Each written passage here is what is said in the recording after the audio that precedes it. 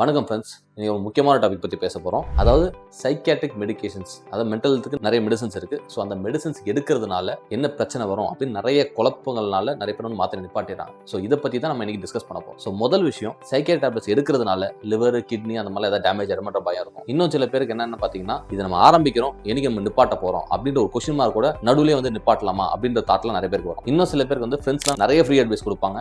அந்த ஃப்ரீ அட்வைஸ்லாம் எடுத்துக்கிட்டு அதில் நிறைய குழப்பங்கள் ஏற்பட்டு அதனால நிப்பாட்டுறது வந்துட்டு ஒரு கேட்டகரி இருக்காங்க. இன்னும் சில பேருக்கு சைக்கியாட்ரிக்ஸ் எடுக்கிறோமே, நமக்கு இந்த மனநோய் இருக்குது, நம்ம பிராண்ட் ஆயிடுறோமே, அந்த ஸ்டிக்மானாலே அது எடுக்கணுமா அப்படின்ற ஒரு குழப்பத்தில் அதை நிப்பாட்டுறது, இந்த மாதிரி நிறைய ப்ராப்ளம்ஸ் பார்க்குறோம். ஸோ நம்ம இன்னைக்கு இதை பற்றி தான் டிஸ்கஸ் பண்ண போகிறோம். இந்த டாபிக் நான் ஏன் இன்னைக்கு சூஸ் பண்ண அப்படின்னு பார்த்தீங்கன்னா, நான் ரீசெண்டாக நிறைய பேஷன்ஸ் பார்க்குறேன். ஸோ அந்த பேஷன்ஸ் நிறைய பேர் வந்து மாத்திரையை விடுறது நான் பார்க்குறேன். ஸோ அவங்க மாத்திரையை விட்டுட்டு அவங்களுக்கு திருப்பி வந்து சிம்டம்ஸ் ரிலாப்ஸ் ஆகி என்கிட்ட வராங்க. ஸோ அந்த ரிலாப்ஸ் ஆகும்போது அவங்களை பார்க்கும்போது தான் ஆல்ரெடி வந்துட்டு அவங்க ஒரு கஷ்டத்தில் இருக்காங்க. அந்த கஷ்டத்தில் நம்ம கஷ்டப்பட்டு நம்ம வெளில எடுக்கிறோம்.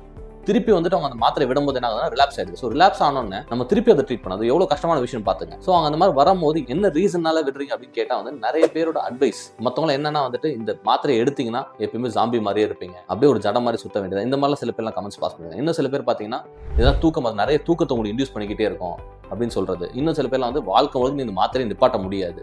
ஸோ என்னன்னா இதெல்லாம் வந்துட்டு ஒரு மித்துன்னு சொல்லலாம். அதாவது என்ன சொல்றதுன்னா, சைக்கியாட்ரிக் மெடிசன் பற்றி இன்னும் வந்து ஒரு அண்டர்ஸ்டாண்டிங் இல்லாமல் இருக்குது. ஏன் அப்படி சொல்கிறோம் அப்படின்னு பார்த்தீங்கன்னா, முதல் விஷயம், எல்லா மென்டல் ஹெல்த் கண்டிஷன்ஸ் நீங்கள் எடுத்தீங்கன்னா எதுவுமே வந்துட்டு ஒரு சூடோ சயின்ஸும் அந்த மாதிரிலாம் கிடையாது. மூளையில் நியூரோ கெமிக்கல் கம்மியாக இருக்கிற விஷயம், இல்லை நியூரோ கெமிக்கல் அதிகமாக இருக்கிற விஷயம், இதை நம்ம மேனேஜ் பண்ணுறது தான் வந்துட்டு மென்டல் கண்டிஷன்ஸே. ஃபார் எக்ஸாம்பிள் டிப்ரெஷன் எடுத்துக்கிட்டிங்கன்னா அதில் வந்துட்டு செரோட்டோனின்றது கொஞ்சம் கம்மியாக இருக்கும். அட் த சேம் டைம் வந்து பார்த்தீங்கன்னா சைக்கோசிஸ் எல்லாம் எடுத்துன்னா அது கொஞ்சம் டிஃப்ரெண்டான விஷயம். அதில் டோப்பமின் அப்படின்ற கெமிக்கல் வந்து கொஞ்சம் அதிகமாக இருக்கும், நியூரோ கெமிக்கல். ஸோ இதை வந்து நம்ம வந்து கரெக்டான மெடிசன்ஸ் கொடுத்து மேனேஜ் பண்ணலாம். எப்படி அவங்க சரியாகும்? சரியாகிறதுக்கான வாய்ப்பே கிடையாது. நம்ம சிபிடி ட்ரை பண்ணலாம், இன்கேஸ் மைல்ட் டு மாடரேட் வரைக்கும் ட்ரை பண்ணலாம் டிப்ரெஷனில். பட் ஆனால் அதுக்கும் மேலே இருக்கும்போது சூசைடல் தாட்ஸ்லாம் வர ஆரம்பிக்கும். அதை எப்படி வந்துட்டு மேனேஜ் பண்ண முடியும்? எல்லாருக்கும் இருக்கிற தாட் என்னன்னா, நம்ம நல்லா இருப்போம், அதே மாதிரி தான் எல்லாரும் நல்லா இருப்பாங்க அப்படின்னு நினைக்கிறது. அப்படி கிடையாது. ஆக்சுவலாக எல்லாரோட மைண்டும் டிஃப்ரெண்ட். ஒவ்வொருத்தரும் ஒவ்வொரு பிரச்சனை இருக்கிறதுக்கான வாய்ப்பு இருக்கு. ஒருத்தவங்களுக்கு டயபெட்டிஸ் இருக்கும், இன்னொருத்தவங்களுக்கு மென்டல் ப்ராப்ளம் இருக்கும். அதே விஷயம் மற்றவங்களுக்கு இருக்காது. ஸோ ஒரு பிரச்சனை இருக்கிறவங்களையும் இன்னொரு பிரச்சனை இல்லாதவங்களையும் அந்த மாதிரிலாம் கம்பேரே பண்ண முடியாது. ஒரு ப்ராப்ளம் இருக்கா, அதை கரெக்டாக ட்ரீட் பண்ணி ஆகணும். இல்லைன்னா அது ரொம்ப கஷ்டம் கொடுக்கும் ஒருத்தவங்க லைஃப்ல. எப்படி எடுத்துக்கிட்டீங்கன்னா, இப்போ ஒரு மென்டல் ப்ராப்ளம், டிப்ரெஷன் எடுத்துக்கிட்டீங்கன்னா அவங்களால ரொம்ப மனக்கவலையில் இருப்பாங்க, வாழ்க்கையை என்ஜாயே பண்ண முடியாது, தூக்க பிரச்சனை இருக்கும். And at the same time பார்த்தீங்கன்னா வந்துட்டு சூசைடல் தாட்ஸ்ல எல்லா பிரச்சனையும் இருக்கும். ஸோ இது எப்படி ஒருத்தனால லைஃப்ல ஹேண்டில் பண்ண முடியும்? அவங்களுக்கு மெடிசன்ஸ் நம்ம கொடுக்கல, திடீர்னு நீங்கள் உங்கள் அட்வைஸை கேட்டு அவங்க நிப்பாட்டிட்டாங்க அப்படின்னா அவங்க லைஃப்ல எவ்வளோ பெரிய பிரச்சனைக்கு உண்டாகுன்றது நீங்களும் யோசிச்சுக்கோங்க. ஸோ இன்கேஸ் நீங்கள் ஃப்ரீ அட்வைஸ் கொடுக்குறீங்க அப்படின்னா வந்துட்டு அதுக்கான வேலிடிட்டி யோசிங்க. முதல்ல நீங்கள் கொடுக்குற அட்வைஸ் கரெக்டாக இல்லையா, அதுக்கான ஃபுல் நாலேஜ் உங்களுக்கு இருக்குதா இல்லையா.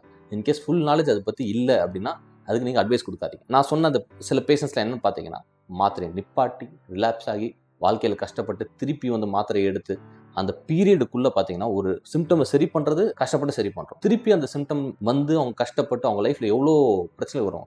வேலையை விடுறதுலாம் இருக்கும் சில பேருக்கு அந்த மென்டல் ப்ராப்ளம்னால. சில பேருக்கு பார்த்தீங்கன்னா லைஃப்பில் நிறைய ப்ராப்ளம்ஸில் ஃபேஸ் பண்ணியிருப்பாங்க, ஃபினான்ஷியல் ஸ்ட்ரகிள்ஸ் நிறைய இருக்கும் மென்டல் ப்ராப்ளம்னால. ஸோ இதெல்லாம் கன்சிடர் பண்ணுங்கள். ஸோ ஃப்ரீ அட்வைஸ் கொடுக்கும்போது நல்லா யோசிச்சு கொடுங்க.